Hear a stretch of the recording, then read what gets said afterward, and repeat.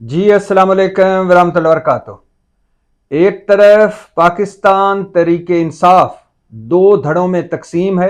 15 अक्टूबर के एहतजाज के हवाले से शंघाई कॉन्फ्रेंस के मौके पर जो डी चौक पर एहतजाज की कॉल दी है पाकिस्तान तरीके इंसाफ ने, उस पर दो धड़ों में तकसीम है। और दूसरी तरफ ये कोशिशें भी जारी हैं कि हुकूमत इमरान खान के ज़ाती मुआलिज को इमरान खान तक रसाई दे दे या पाकिस्तान तहरीक इंसाफ एहतजाज की कॉल वापस ले ले। क्या हो रहा है ये सब कुछ, इस पर बात करनी है। और इस पर भी बात करनी है कि अलीमा खान और उज़्मा खान, इमरान खान की दोनों बहनों को रिमांड की, मज़ीद रिमांड की दरख्वास्त तो मुस्तरद कर दी अदालत ने, दहशतगर्दी की अदालत ने, मगर दोनों बहनों को अडयाला जेल भिजवाने की बजाय कानून के बरक्स, कानून की खिलाफ वर्जी करते हुए जेलम जेल भिजवा दिया गया। दोनों बहनों को जेलम की जेल में भिजवा दिया गया है कानून की खिलाफ वर्जी करके। यहां मैं एक सवाल करना चाहता हूं आसिफ अली जरदारी से, बिलावल भुट्टो से, नवाज शरीफ से, शहबाज शरीफ से और मरियम नवाज से। सोचिए, अगर एक एहतजाज के दौरान फरियाल तालपुर और मरियम नवाज को गिरफ्तार कर लिया जाता, दहशतगर्दी के पर्चे देकर उन पर बारूदी मवाद डालकर यह इल्ज़ाम लगाया जाता कि दो निहत्ती औरतें सुप्रीम कोर्ट और पार्लियामेंट को बारूदी मवाद से उड़ाना चाहती हैं, और फिर उनका एक दिन, 2 दिन जिस्मानी रिमांड देने के बाद अडयाला भिजवाने की बजाय जेलम भिजवा देते फरियाल तालपुर और मरियम नवाज को, तो क्या आज शहबाज शरीफ, नवाज शरीफ, आसिफ जरदारी और बिलावल भुट्टो इसी तरह खुश व खुरम होते, खामोश होते, या ज़मीन आसमान एक कर देते? मतलब पाकिस्तान पीपल्स पार्टी और मुस्लिम लीग नून के लिए इस मुल्क में सिर्फ दो औरतें हैं।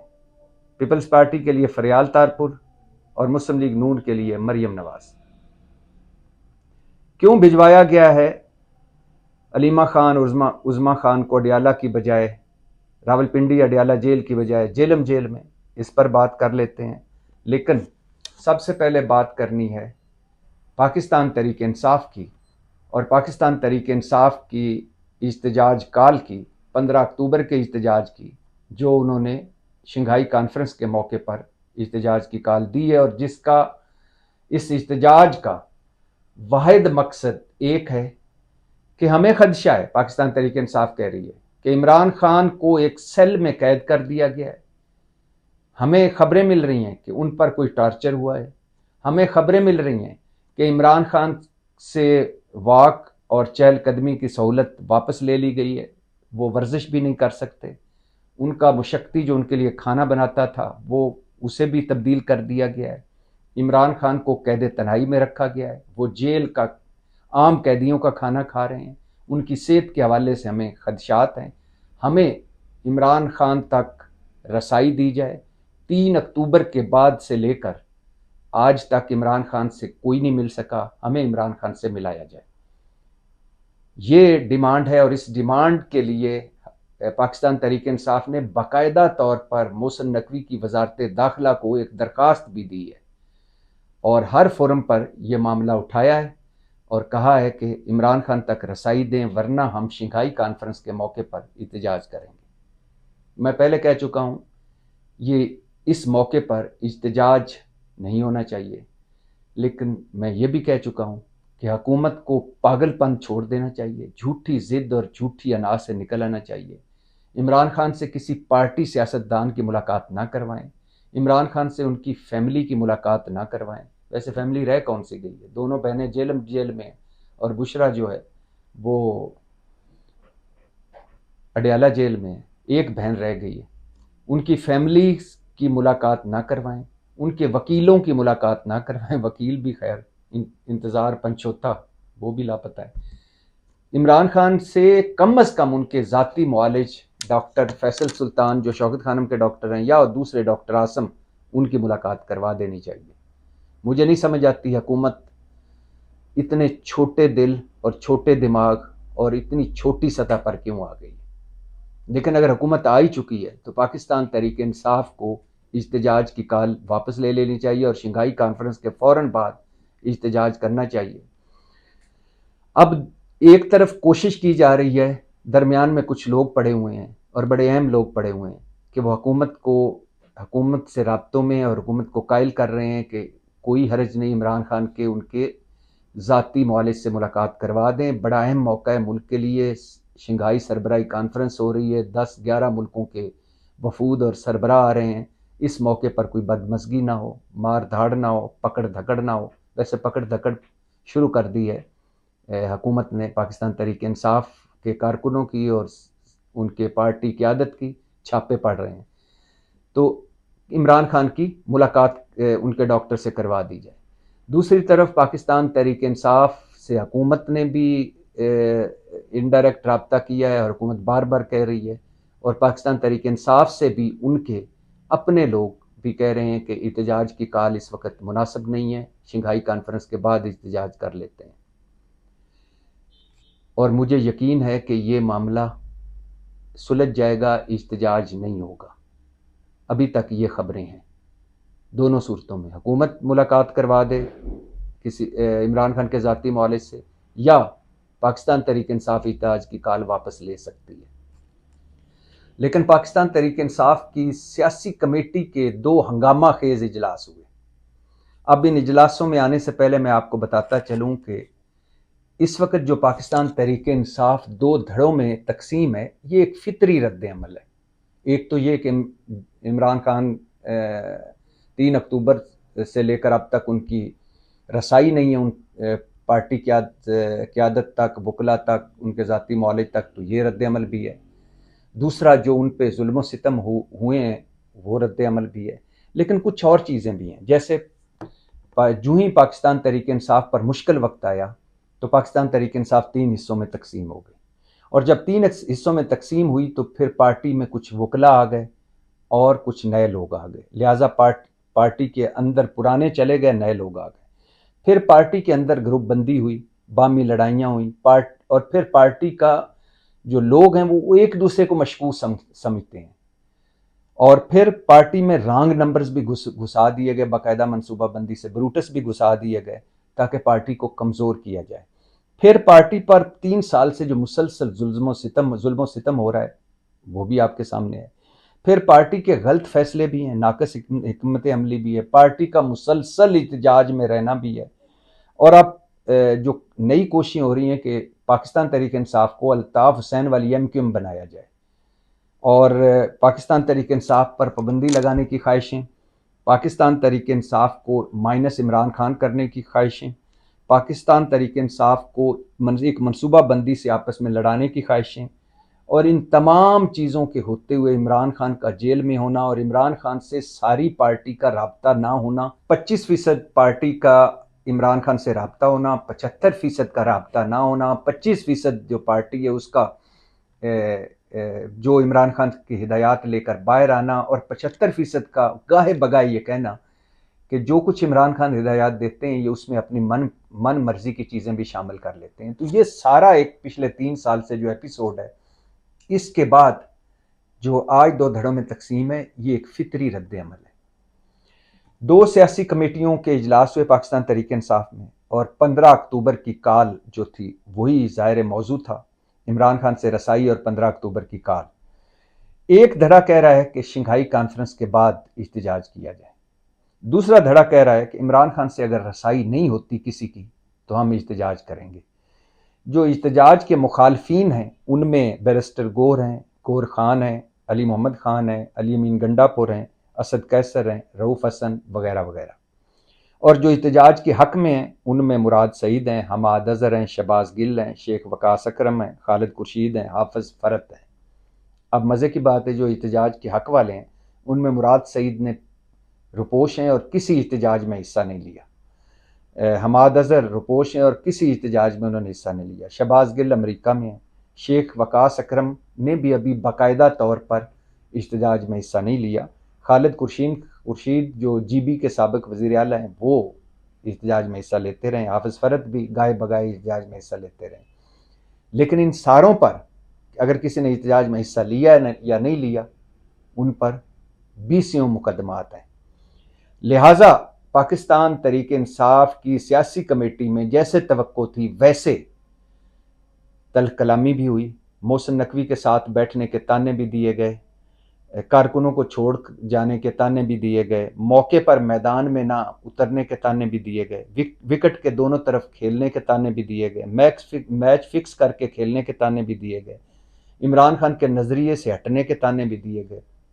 عمران خان کو اکیلا چھوڑنے کے تانے بھی دیے گئے, اور یہ تانے ایک دوسرے کو آمنے سامنے دیے گئے. تو تلخی ہوئی لیکن کوئی حتمی فیصلہ نہیں ہوا. ہاں, جو احتجاج کے حق میں ہیں ابھی تک ان کی جیت نظر آتی ہے.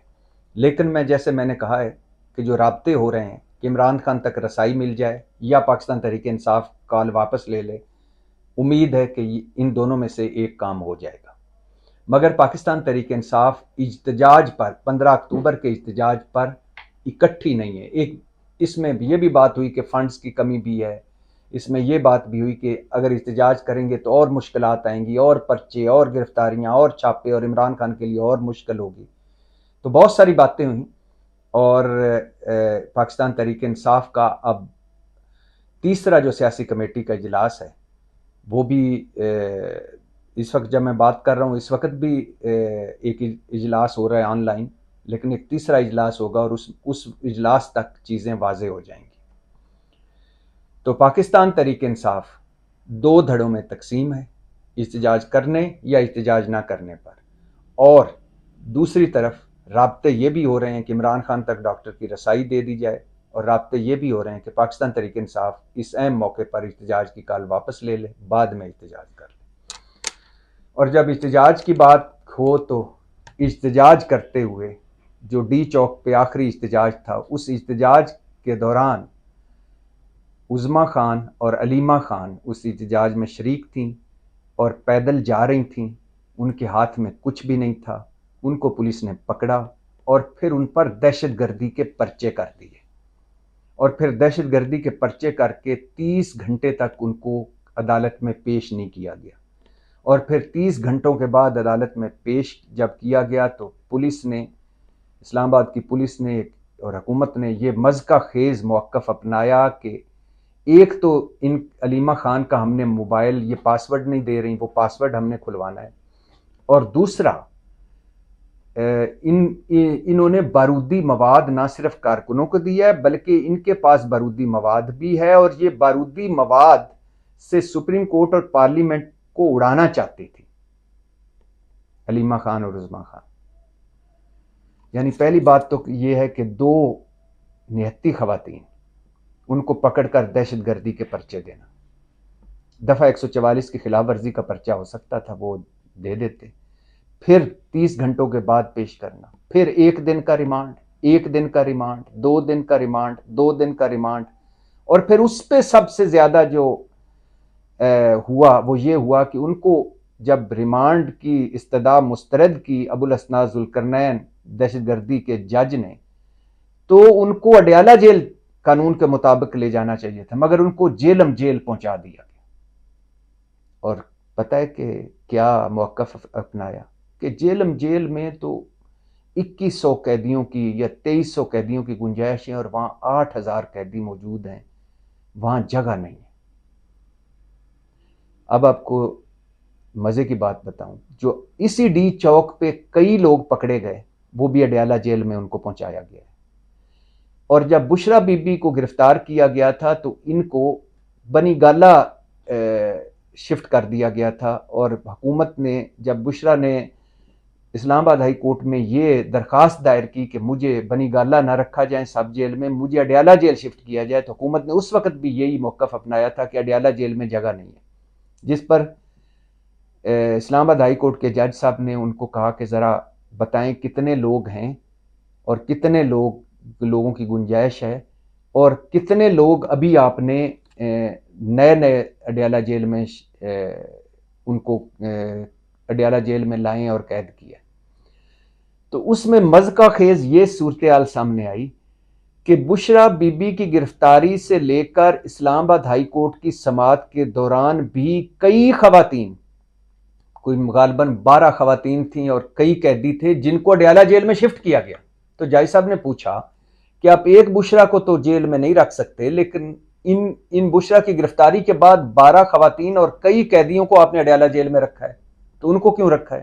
تو اس پر کوئی جواب نہیں تھا اڈیالہ جیل کے پاس، اڈیالہ جیل کے حکام کے پاس. لہٰذا پھر ان کو مجبوراً بشرا بی بی کو اڈیالہ جیل شفٹ کرنا پڑا. تو دو بہنوں کو، عمران خان کی دو بہنوں کو اڈیالہ جیل میں رکھنے کی جگہ نہیں ہے اور ان کو جیلم جیل بھجوا دیا گیا. کیوں بھجوایا آپ کو پتہ ہے؟ سفر لمبا، پولیس کی گاڑی، اور اڈیالہ جیل سے راول پنڈی اور اسلام آباد سے دور جیلم، یہ بھی ایک طرح کا ٹارچر ہوتا ہے ذہنی کسی قیدی پر، کہ اس کو ایسے شہر میں جیل میں شفٹ کر دیا جائے جہاں اس کوئی توقع ہی نہ وہ کر رہا ہو. اکثر قیدیوں کو پرانے زمانوں میں جو راول پنڈی سے پکڑے جاتے تھے، کسی کو میاں والی جیل، کسی کو بہاولپور جیل، کسی کو مچھ جیل، تو کسی کو کالا پانی جیل، تو یہ کیا ہوتا تھا؟ یہ ذہنی ٹارچر دینا یا اس کو زیادہ سزا دینا. اس معاملے میں بھی یہی نظر آ رہا ہے. اور پھر بتا رہا ہوں، دہشت گردی کے پرچے، بارودی مواد ڈالا، بارودی مواد سے وہ پارلیمنٹ اور سپریم کورٹ کو اڑانا چاہتی تھی، اور اڈیالہ جیل کی بجائے جیلم جیل. اور ایک آج میں کہیں سن رہا تھا ایک کلپ، ہمارے سینئر دوست ہارون رشید صاحب، مجھے اس پہ یقین نہیں آیا لیکن میں نے کہا کہ میں بتا دوں کہ وہ ایک دعویٰ کر رہے تھے اپنے ولاگ میں کہ عمران خان نے وصیت تیار کر لی ہے. اس کی میں تحقیق کر رہا ہوں کہ ان تک یہ وصیت کیسے پہنچی، ان کو کس نے بتایا، یا ان کے پاس وصیت کی کاپی ہے، یا ان کو بتانے والا صحیح آدمی ہے کہ نہیں. لیکن ہارون رشید صاحب کے مطابق عمران خان نے وصیت، جو دعویٰ کیا ہے، عمران خان نے وصیت تیار کر لی ہے، اور عمران خان نے خدشہ ظاہر کیا ہے کہ ہو سکتا ہے میرا فوجی ٹرائل